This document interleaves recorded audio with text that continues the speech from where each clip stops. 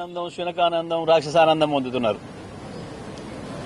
మీ ఆనందాలు కొన్ని క్షణాలే ఉంటాయి. తప్పకుండా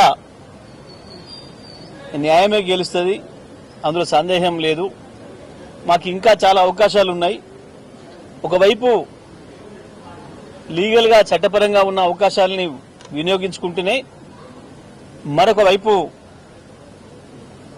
ప్రజాక్షేత్రంలో మిమ్మల్ని ఎండగడతాం, మిమ్మల్ని దోషులుగా నిలబెడతాం, ప్రజల చేతనే మీకు శిక్ష వేపిస్తాం, అందులో సందేహమేం లేదు.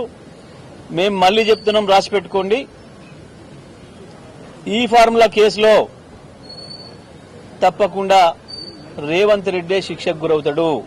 రేపటి నాటికి చట్టాన్ని పూర్తిగా దుర్వినియోగం చేసి లేనివి సృష్టించి ఒకరిద్దరు తాబేదారులైన అధికారులను అడ్డం పెట్టుకొని మీరు చేస్తున్న కుట్రలు, కుయుక్తులు, మీ పన్నాగాలు ఎంతకాలం సాగవు. చట్టం చాలా పెద్దది, చాలా గొప్పది.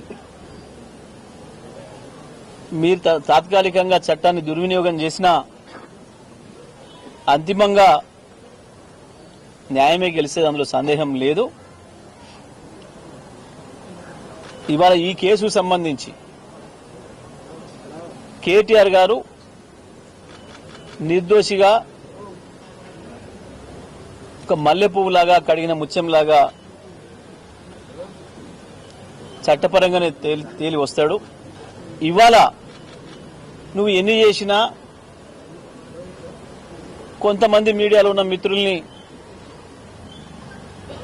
రకరకాల పద్ధతుల్లో ఇన్ఫ్లుయెన్స్ చేసి బతిలాడో బామాలో నువ్వు తాత్కాలికంగా ఇంతింత పెద్దగా వేసుకున్నా అవేం నిలబడేవి కావు. ఎందుకంటే అబద్ధం నిజం బయటకు వచ్చేటప్పటికీ అబద్ధం ఊరంతా తిరిగి వస్తుందని చెప్పి నువ్వు చేసే అబద్దాలు, నీ అబద్ధ ప్రచారాలు నిలబడవు, తేలిపోతాయి.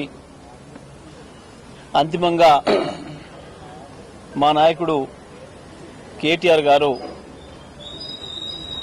ఆయన చేసిన ప్రయత్నం, ఆయన తాపత్రయం ఈ రాష్ట్రం కోసమే అని, ప్రత్యేకించి హైదరాబాద్ నగరాన్ని ప్రపంచ స్థాయి నగరాల్లో నిలబెట్టడానికి, హైదరాబాద్ బ్రాండ్ ఇమేజ్ని పెంచడానికి, ప్రపంచంలోనే అత్యంత నివాసయోగ్యమైన పట్టణాల్లో మొదటి వరుసలో హైదరాబాద్ను నిలబెట్టడానికి ఆయన పడ్డ తాపత్రయం, ఆయన చేసిన కృషి ఇప్పటికీ హైదరాబాద్ ప్రజల్లో ఉంది, వాళ్ళ హృదయాల్లో ఉంది. నువ్వు చేసే పనుల వల్ల ఇంకా మరింత బలపడుతుంది తప్ప నీ చిల్లర వేషాలతోని గందరగోళంలో పడి ఆగమైపోయే వాళ్ళు ఎవరు కూడా లేరు. హైదరాబాద్ ఇప్పటికే ఒకసారి చెప్పింది, మళ్లీ చెప్తుంది, ఇంకా బలంగా కూడా చెప్తుంది, మేము కేటీఆర్ వైపే ఉన్నాం అనే విషయం, కేటీఆర్ మా కొరకే చేసిండు అనే విషయం, ఆయనకు కేసీఆర్ ఇచ్చిన అవకాశాన్ని ప్రతి క్షణం ఈ హైదరాబాద్ అభివృద్ధికి, దీని బ్రాండ్ ఇమేజ్కి వినియోగించిండనే విషయం స్పష్టంగా హైదరాబాద్ ప్రజల గుండెల్లో ఉన్నది, ఉంటది. మీ చిల్లర ప్రయత్నాలు ఏవి కూడా కొసెల్లవు. తప్పకుండా మీరు బొక్కబోర్ల పడుడు ఖాయం, మీ మూతి వాయటం ఖాయం.